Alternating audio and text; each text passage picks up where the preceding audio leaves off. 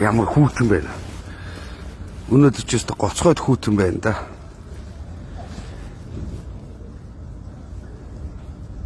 Есөн сараас хойш чинь одоо нийтдээ 10, 11, 12 юу вэ? 3, 4 сар шахав годомжинд ингэ явсан байна.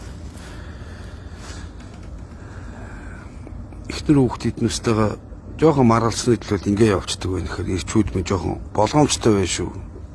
Балаа байд юм байна. Амар хүүтэн байна. Яатлах.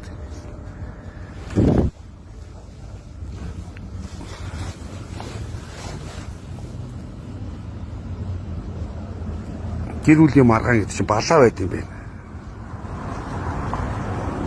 Жоохон энэргүй сэтгэл гаргаад уул нь явчих юм бол болох юм байна. 25, 26 жил амьдсан анитайгаа ингэж явна гэдэг. Миний хувьд бол өөрөө арчаагүй л ийм хүний хийж юм байна л да.